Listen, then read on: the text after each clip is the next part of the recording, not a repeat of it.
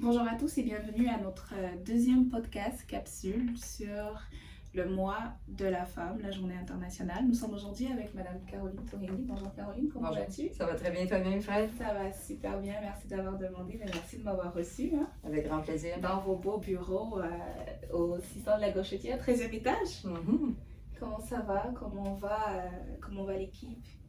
L'équipe va très bien, malgré la situation économique qui n'est pas nécessairement facile là, pour le domaine dans lequel nous on est. Ça se passe relativement bien. On est très présent avec nos clients, très proactifs. Alors, on essaie d'atténuer justement les soubresauts de l'économie pour aider nos clients davantage. Excellent, j'entends beaucoup clients, j'entends beaucoup atténués. Mhm. Caroline, qui es-tu? Parle-nous de toi. Très bonne question. Caroline, parcours de banquier assez typique où j'ai débuté durant le baccalauréat à l'époque comme caissière en succursale en tant que telle avec une évolution graduelle là, dans la carrière, principalement dans le secteur entreprise en soi, avec les fonctions d'ailleurs que j'occupe actuellement comme leader de Flex Affaires. Donc le gros de la carrière s'est déroulé dans ce secteur-là. J'ai vraiment une passion là, pour les clients, mais les clients entrepreneurs plus spécifiquement.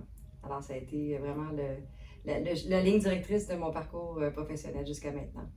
Ok, donc si je comprends bien, c'est vraiment la passion pour les entrepreneurs qui t'a amené à travailler dans le secteur d'entreprise, à commencer en fait, parce que tu t'en as parlé, tu es un pur produit banque. Absolument. Et Absolument. par la suite, à t'orienter vers tout ce qui est commercial, entrepreneur. Absolument. Parfait. Mais merci pour ça. Écoute, on est super content de t'avoir. Tu nous inspires énormément. Puis, une des raisons pour laquelle je tenais vraiment à t'avoir, t'es pas facile à avoir en passant, mais tu es toujours disponible. Merci beaucoup. Une des raisons pour laquelle je voulais vraiment t'avoir, c'est que cette année, pour la Journée internationale de la femme, la thématique est vraiment axée sur femmes dans le secteur de la technologie, de l'innovation. Qu'est-ce que tu en penses?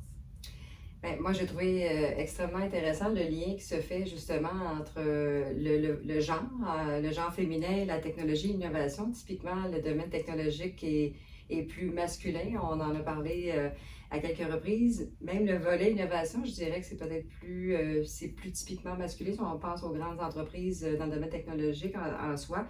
Mais personnellement, je pense que les femmes ont énormément à apporter de par leur sens de la créativité, leur ouverture dans ces domaines-là très spécifiques en tant que tels. Donc, je trouve intéressant qu'on ait choisi cette thématique-là et ce lien-là cette année pour le mois international de la femme. Excellent. Ben, effectivement, parce que quand on parle de technologie, ça a vraiment trait à tout ce qui est créativité. Tout à fait. Puis les femmes sont super créatives, là, ça c'est su, c'est connu, on est bonne pour ça. Absolument. Mais de l'autre côté, comment toi tu vois en fait que cette thématique-là s'embrique en fait au quotidien dans tes opérations? T'es un leader important ici chez Flex Affaires, mais comment tu penses que cette thématique-là va vraiment venir s'appuyer ou bien s'embriquer là dans ton rôle de leader? C'est une très bonne question. En fait, étant pas moi-même une spécialiste de la technologie, au contraire, je suis quand même quelqu'un qui a beaucoup de facilité et d'intérêt à challenger le statu quo, dans le bon sens du terme, évidemment. Et je crois beaucoup à la technologie pour nous rendre meilleurs au niveau de nos clients, au profit de nos clients. La technologie ne remplacera jamais les êtres humains et les interactions humaines. Nos clients demandent d'ailleurs des interactions humaines dans un monde extrêmement technologique malgré tout. Mais pour moi, la technologie, c'est un facilitateur. Un élément qui accélère certaines transactions, certaines façons de servir notre client, la mise en contact, comme je disais tantôt, certains processus. Alors, c'est comme ça que je vois beaucoup l'implication de la technologie dans notre équipe en tant que telle, puis à la banque de façon plus large, je dirais. Exactement, tout à fait, parce que on l'a vu encore dans les dernières années, on a déployé énormément d'outils là justement pour venir supporter nos clients sur le plan technologique. Toi, Caroline, c'est quoi la réception que tu as justement par rapport à tous ces outils-là? Puis selon toi, qu'est-ce qu'on pourrait faire davantage? Très bonne question. En fait, je dirais dans l'équipe que j'ai la chance de leader depuis quelques années déjà, on a été précurseurs dans plusieurs des grands projets technologiques au secteur entreprise, entre autres. On a été souvent les premiers déployés, les premiers pilotes, les premiers tests. Alors, il s'est développé une certaine agilité dans l'équipe. Moi, comme leader, ça m'a amené ailleurs, évidemment, en termes de gestion de changement, réflexion en mode efficacité, technologie, processus en tant que tel. Alors, c'est vraiment ça l'intérêt pour moi de façon générale. Qu'est-ce qu'on peut faire davantage? Écoute, on fait tous affaire avec d'autres entreprises qui ont certaines avancées technologiques extrêmement intéressantes. Alors pour moi, c'est de continuer d'évoluer, continuer de réfléchir et continuer d'amener justement ces changements-là pour rendre ce service-là à nos clients, amener cette facilité-là de faire affaire à nos clients en tant que tel. Encore une fois, tout en n'éliminant pas le volet humain qui est extrêmement important dans le travail que l'on fait quotidiennement, dans mon équipe spécifiquement, mais à la banque de façon plus large. Excellent. J'entends beaucoup en fait dans qu'est-ce que tu dis, gestion du changement. Est-ce que toi tu vois un changement justement qui s'opère en tant que femme dans notre institution et ailleurs? Tu veux dire la position des femmes? Exactement, la position des femmes en tant que telle, parce que on est en train de parler en tant que femme. Si moi je prends mon exemple, j'ai évolué dans le passé dans un domaine qui était quand même pas mal compétitif, puis très très masculin. Mais au fil des années, je réalise qu'il y a une évolution de mentalité, un changement. Absolument. Puis il m'est arrivé même d'ailleurs d'avoir des fois des clients qui préféraient être servis par des femmes. Tout à fait. Pour plusieurs raisons. Donc, comment toi, justement, en tant que pur produit bancaire, c'est la raison pour laquelle j'aimerais ça avoir en fait ton point de vue par rapport à ça. C'est quoi en fait que tu vois? Quelle est la différence que tu vois? Est-ce que tu vois qu'il y a une évolution versus des années? Parce que tu es peut-être mieux placé que moi pour le voir. Déjà moi, à mon niveau, je trouve que les mentalités peuvent ou pas avoir évolué. Est-ce que c'est le cas? Et est-ce que c'est assez? Je pense que les mentalités ont évolué, effectivement. Moi, je le vois. J'évolue, comme je disais plus tôt, dans le secteur entreprise depuis les tout débuts de ma carrière, un secteur qui est typiquement masculin historiquement, avec une percée quand même intéressante des femmes avec les années, mais je vois clairement une évolution. Si on regarde simplement la banque, le comité, la haute direction là, qui est à parité de mémoire, ou en tout cas avec un nombre intéressant de femmes au pouvoir en tant que tel. Donc pour moi, ça c'est une avancée qui est extrêmement intéressante. Est-ce qu'on peut faire plus et mieux? Assurément. Personnellement, j'échange beaucoup avec j'ai une jeune fille, une jeune femme en fait, devrais-je dire, là, avec laquelle j'échange beaucoup. Puis pour elle, des choses qui sont, je dirais, impressionnantes de mon côté en termes d'avancée, pour elle, c'est la base, le standard. Alors, avec l'arrivée de ces jeunes femmes-là sur le marché du travail d'ici 1 an ou 2, dans le cas qui nous occupe, je pense que les choses vont continuer d'évoluer, doivent continuer d'évoluer. J'échange beaucoup aussi avec certains employés qui viennent de différents pays où les conditions pour la femme sont loin d'être ce qu'elles sont ici au Québec, au Canada en tant que tel. Donc, si on regarde encore plus large, je pense qu'il y a encore vraiment des efforts à faire de façon générale pour la condition féminine au-delà de notre milieu vie canadien, montréalais, québécois. Merci beaucoup pour ça.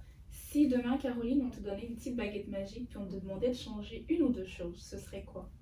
À la banque ou de façon générale? À la banque, oui. De façon générale, au niveau de la condition de la femme, parce que c'est ça en fait le sujet, ce serait quoi? Si je parle de façon générale, pour la condition de la femme, moi, toute la question, j'ai parlé des défis dans certains pays au niveau de la condition féminine. Pour moi, l'accès à l'éducation des filles très jeunes est extrêmement important. D'ailleurs, quelques causes qui me tiennent à cœur supportent des jeunes filles, jeunes femmes, mères ou pas, mais je crois beaucoup en l'éducation des femmes qui amène une société personnellement plus évoluée, qui donne de meilleures chances aux enfants aussi pour la suite des choses. Alors, si j'avais une baguette magique, ce serait de permettre ça justement, qu'il n'y ait plus de soucis de cette nature-là pour l'ensemble des femmes au monde en termes d'accès à l'éducation, même droit que partout et même droit que les hommes, principalement. À la banque en tant que telle, puis encore là, je ne veux pas que ce soit cliché, mais je pense qu'on travaille réellement pour un employeur de choix. On a le titre, mais on le vit aussi dans le quotidien. Comme femme, je pense qu'on a vraiment un accès privilégié à la banque avec plein de rôles. Puis je dirais même peut-être des opportunités encore plus intéressantes qu'on a eues dans le passé. Alors pour la banque, je dirais que je poursuivrais dans le même sens. Je pense qu'on est privilégié personnellement de travailler pour un employeur de cette nature-là. Et là, je sais que ça a l'air cliché ce que je dis, mais je le pense sincèrement. Mais moi, je le pense aussi. Écoute, je le vois au travers des années. De par mon expérience, je trouve que la banque dit des choses, mais elle agit également en conséquence. Fait qu'on voit vraiment l'impact de toutes les choses, toutes les actions qui sont entreprises, on le voit de manière concrète. Absolument. J'aurais une petite dernière question pour toi, Caroline. Avec le recul, qu'est-ce que tu dirais, une avant-dernière question. ou une question à deux volets, si tu veux. Avec le recul, qu'est-ce que tu dirais à la Caroline d'aujourd'hui? Puis, Caroline, je peux te le dire en toute transparence, tu inspires énormément de femmes à la banque. Merci, Pas juste des femmes, hein, mais je pense que tu inspires beaucoup de... En fait, ton impact, il est réel de par ton leadership, ta personnalité, ta nature aussi. Tu inspires énormément de personnes. Fait, qu'est-ce que Caroline dirait à la Caroline d'aujourd'hui? Puis qu'est-ce que Caroline dirait à toutes ces femmes qui ne veulent pas être Caroline parce qu'elles ne peuvent pas être Caroline? Tu es unique en ton genre, mais qui veulent s'inspirer de toi. En fait, c'est une question assez à plusieurs volets, avec une réponse qui pourrait être un peu longue. Qu'est-ce que je dirais à la Caroline, en fait, la Caroline plus jeune, j'imagine, qui débute sa carrière et tout? En fait, je pense que c'est d'y aller avec beaucoup d'ouverture, de saisir les opportunités, mais avec beaucoup d'ouverture, saisir toutes les occasions qu'on a d'apprendre, lever la main pour prendre des risques parfois. Des fois, on hésite, on ne se fait pas assez confiance. Je pense que c'est cet élément-là. Comme femme, mère aussi, l'équilibre parfait n'existe pas. Alors, trouver son propre équilibre dans tout ça en tant que tel, avec les éléments là, qui sont importants pour nous en termes de valeur, et s'assurer qu'à chaque rôle que l'on va prendre, on essaie de se retrouver sur son X. On parle d'avoir du plaisir au travail, mais pour moi, ça, c'est pas galvaudé, c'est extrêmement important. Work hard, play hard. Je pense que ça vient avec. Alors, c'est un peu ça que je dirais à la jeune Caroline, mais aussi au futur leader, on va dire ça comme ça. Puis souvent, moi, ce que j'observe auprès de femmes, entre autres, que j'ai eu l'occasion d'accompagner, mentorer, c'est souvent un simple manque de confiance. Le fameux cliché qui dit qu'une fille n'appliquera pas sur un rôle si elle n'a pas au moins 9-10 critères requis. Le garçon risque d'appliquer s'il y a 2 ou 3 critères, mais je le vois encore aujourd'hui. Et c'est le défi principal de plusieurs femmes, c'est les propres barrières qu'elles se mettent. Alors moi, je dirais de se faire confiance dans le cheminement et de saisir justement les opportunités pour grandir, se développer, aller apprendre, sortir de la zone de confort, extrêmement important, qui fait à un moment donné que tu te retrouves à des postes de leader, si c'est ce que tu as envie de faire, évidemment, dans le contexte. Excellent, merci beaucoup. Fait que moi, je retiens se faire confiance. Absolument. Sortir de la zone de confort. Absolument. Puis ne pas être la personne qui attend d'avoir 9x sur 10. Là. Exact. Prise de risque un petit peu. Prise de risque un petit peu, prise de risque mesurée. Absolument. Merci beaucoup, Caroline. Merci à toi. C'était super intéressant. Merci.